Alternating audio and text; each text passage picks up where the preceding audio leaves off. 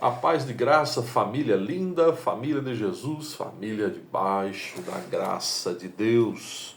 Graças a Deus por tudo aquilo que o Senhor tem feito. 25 sinais de um casamento em perigo.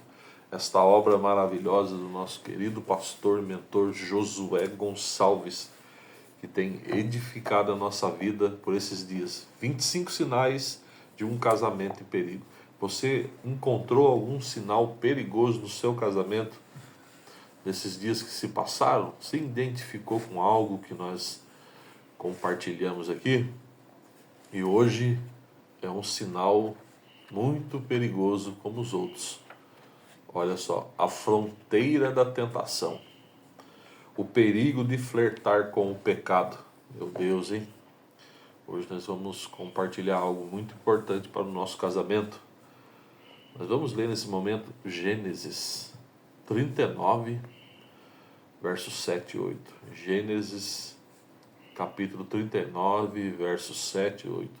Pegue papel e caneta e as escrituras sagradas para podermos meditar na palavra daquele que é todo poderoso. Vai nos dizer assim as escrituras, ó. Aconteceu depois destas coisas que a mulher de seu senhor pôs os olhos em José e lhe disse: deita comigo. Ele, porém, recusou-se e disse à mulher do seu senhor: tem-me por mordomo o meu senhor, e não sabe o que há em casa, pois tudo que tem me passou ele às minhas mãos. Uma história muito conhecida sobre a vida de José, e uma das passagens sobre a vida dele é uma mulher o tentando sexualmente, o desejo sexual sobre a vida de José, e sabemos que ele deixa tudo e foge, porque nós não podemos brincar com o inimigo da nossa alma. Um casamento não é diferente. Um casamento, ele é o pilar dele, os pilares dele. Um dos pilares é o compromisso e a fidelidade. Um casamento sem fidelidade, sem compromisso, está prestes à ruína, ao divórcio. Como que você vai ter relação com alguém que não tem compromisso e nem é fiel? Então, esse desejo que cresce aos olhos é um sinal de alerta. Como vimos aqui no texto, a mulher colocou os olhos em José. Então é algo que ela gerou no seu interior, né?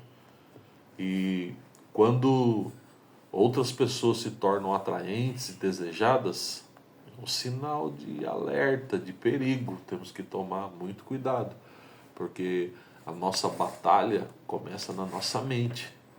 O pecado começa a ser gerado dentro da nossa mente. A gente começa a imaginar coisas, e isso nós podemos trazer à existência dependendo de como vamos lidar com tudo isso. Nós precisamos tratar na nossa mente, porque senão isso vai se tornar algo físico.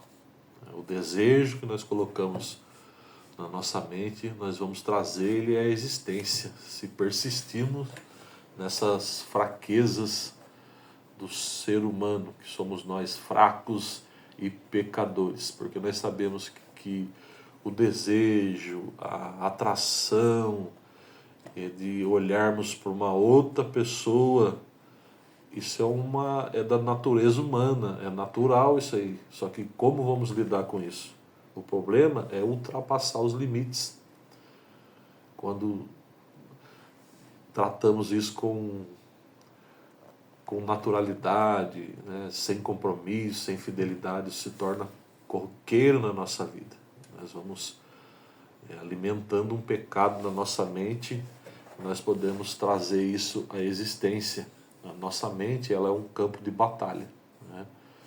Todos esses desejos são travados na nossa mente. E as nossas escolhas, elas vão moldar a nossa jornada. como essa mulher desejou José. Pode acontecer comigo e com você, de você olhar para uma outra pessoa e sentir atração por essa pessoa. Nós não somos hipócritas aqui, irmão, dizer que a gente não está vivo, é cego, não, vai acontecer. Só que como que eu vou tratar? Quais são as minhas escolhas? Como é que eu vou alimentar isso?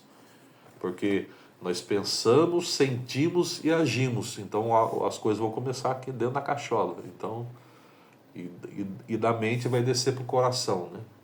E isso nós vamos sentir, as nossas emoções. E a partir dos nossos sentimentos, nós temos a escolha de agir. Ainda mais se quando você se sente atraído por uma outra pessoa, isso é recíproco. Você sente que a outra pessoa também está com interesse. Então nós temos que fazer igual José, fugir da aparência do mal. Nós precisamos ser radicais e dizer não ao pecado. Porque quando nós fazemos uma aliança com o nosso amor, nós não fazemos somente uma aliança com o outro, mas fazemos uma aliança com o nosso Deus. Os nossos pensamentos vão preceder as nossas ações. Então, quando eu me sinto atraído por uma outra pessoa e eu começo a alimentar isso, quais são os pensamentos aí na minha mente? Eu vou dar asas à minha imaginação, fazer igual o comercial do Red Bull, dar asas à imaginação? Não. Eu tenho que cortar isso pela raiz. O mal tem que ser cortado pela raiz. Fugir da aparência do mal, ir aos pés do Senhor. Eu tenho que pedir ajuda. E muitas vezes pedir ajuda não é sinal de fraqueza, mas sim sinal de sabedoria. Quando você é algo que enxerga algo que está fazendo mal para você, que está com dificuldade de passar por isso, peça ajuda a um conselheiro, a um mentor, a um pastor, a uma pessoa com mais idade, com mais sabedoria. Isso não é vergonha, isso é sabedoria de pedir ajuda, para você não destruir seu casamento, seu futuro, sua vida, sua família, por 5, 10, 15, meia hora de sexo aventureiro. Não, nós temos que ser fiéis, dizer não ao pecado, radical, não ao pecado. Isso não pode se tornar algo banal na nossa vida. Desejos por outras pessoas pode ser uma necessidade não atendida no casamento. Então, por isso, nós precisamos saciar o desejo sexual um do outro. Nós sabemos que o corpo da minha esposa é meu e o meu corpo é dela. Então, quando não é suprida a necessidade sexual, o desejo pelo sexo, aquela atração, quando falta no casamento, a pessoa começa a olhar para fora. É igual uma pessoa bem alimentada. Ela pode olhar a comida que for, mas ela acabou de comer. Ela acabou de se alimentar, então ela está saciada. Então fica mais fácil para ela combater as artimanhas do inimigo da nossa alma. A gente poderia abordar muitos assuntos aqui, mas a gente quer ser rápido e sucinto nesses 25 sinais. Por isso que eu peço para você, adquira esse livro, 25 sinais de um casamento em perigo. Isso vai fazer você crescer na graça e no conhecimento. Então, se você estiver passando por essa situação de estar desejando uma outra pessoa, talvez já flertou com ela, já está com aquela conversinha no WhatsApp, né? tá num pé para o ato sexual. Foge disso, diga não ao pecado. Né? E como eu vou conseguir superar toda essa dificuldade? Tenha um diálogo honesto e constante com o seu amor. Né? Transforme essas brechas emocionais em barreiras, como expressando aquilo que você está sentindo. Conversa, o diálogo, nós estamos aprendendo aqui. Casamento que não tem diálogo, que não tem conversa, é muito perigoso. E nós vamos ter uma tarefinha para hoje. Nós vamos vencer a tentação no início. O pastor Josué deixou para a gente aqui. E como isso? Nós temos que nos comprometer a lidar com as tentações no início, antes que elas se tornem problemas maiores.